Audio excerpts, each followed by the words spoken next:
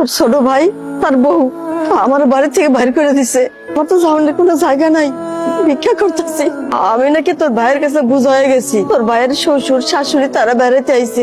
আমি থাকলে নাকি আগে থাকার জায়গার সমস্যা হয়ে যায়, লেগে আমার কইলো বাড়ি থেকে চলে যেতে। সবই বুঝলাম তোমার কথা, বাসায় গেল না কেন? তুমি তোমার বাসা চেনো? আমি চাই না আমার লেগে তোকে ফ্যামিলিতে আবার অশান্তি হোক, ওরা ভালো থাক, আমি এইটাই চাই। আমার নিয়ে কোনো চিন্তা করিস না বাজার। তোমার পাইছি আমি এতদিন পরে, এখন আমার বাসা চলো। বাসা যাবে মানে? আর বাসা যাবে কেন যাবে? তোমার মাকে কি এমনি এমনি বের করে দিছে তোমার ভাইয়ের বউ? নিশ্চয়ই কিছু করছে, আর নাহলে অকারণ তোকে বের করে দেয় না। আর তুমি কিভাবে মনে করলা যে একটা অকর্মা ঢেকিকে আমি আমার বাসায় নিয়ে উঠাবো? কোনোদিনও না। তোমার ছোট ভাইয়ের বউ যেহেতু রাখতে পারেনি, আমি কেন রাখবো? কখনোই না।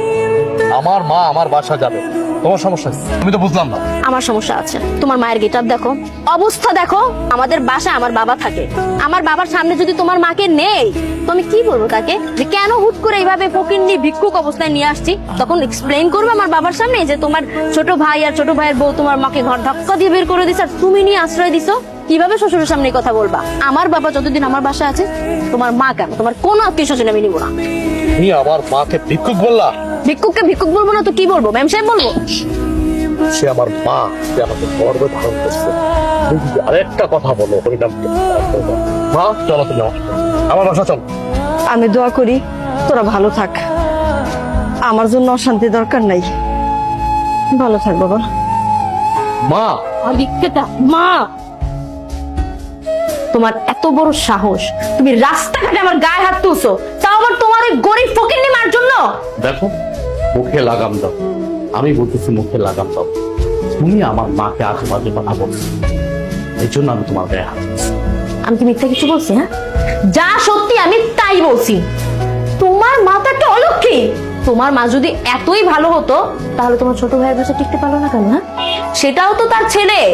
তোমার ছোট ভাইয়ের বউ কেন তোমার মাকে রাস্তায় বের করে দিল? হ্যাঁ, নিশ্চয়ই কোন আকাম কুকাম করছে, আর না হলে চুরি করছে হয়তো বা, এই জন্যই ঘাড় ধাক্কা দিয়ে বের করে দিছে। আর তুমি কিভাবে ভাবলা এরকম একটা চোরকে আমি আমার বাসায় নিয়ে আসবো? তাহলে আমি এক কাজ করি, তুমি আমার মাকে আজে বাজে কথা বলার আগে, তোমার বাপ তো আমাদের বাড়িতে থাকে তাই না? আমার কাছে থাকে, শ্বশুর বাড়ি থাকে। তোমার বাপ তো একটা নির্লজ্জ বেহায়া। এক কাজ করি, তোমার বাবাকে এই বাড়ি থেকে বের করো। তুমি কি বলছো সব? আমার বাবাকে বের করে দিবা মানে? কেন চুপ থাকবো? এখন লেগে গেছে না? এখন লেগে গেছে। নিজের বেলায় 16 আনার, পরের বেলায় 1 আনা না। শোনো, তুমি ভেবেছিও না আমি তোমাকে তখনো বলছি, এখনো বলি, এটা কিন্তু আমার কথা না। এই রাস্তাঘাটে যে মহিলাটা ভিক্ষা করতেছে, এটা কিন্তু আমার মা। আমি তার কারণে কিন্তু পৃথিবীতে আসছি। তুমি এত বড় বড় কথা বলতেছো। পারবে তুমি তোমার বাবাকে এই বাড়ি থেকে চলে যেতে? পাঠায় দিতে পারবে? তুমি যেমন পারবে না, ঠিক আমিও তেমন পারবো না। আমার মা রাস্তায় ভিক্ষা করতেছে, আমি এটা দেখবো? পৃথিবীর কোনো পুরুষ পোলা এটা দেখবে তাকায় তাকায়া? তার মাকে অবশ্যই বাসায় নিয়ে আসবে।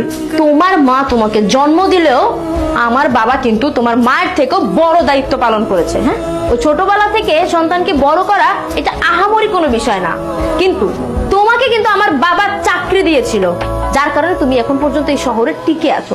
গ্রাম থেকে উঠে আসছিলা, ভুলে গেছো তুমি? আমার বাবাকে যদি তুমি এই বাড়ি থেকে বের করে দেওয়ার কথা বলো তাহলে ওটা হলো তোমার অকৃতজ্ঞতা, বুঝতে পারছো?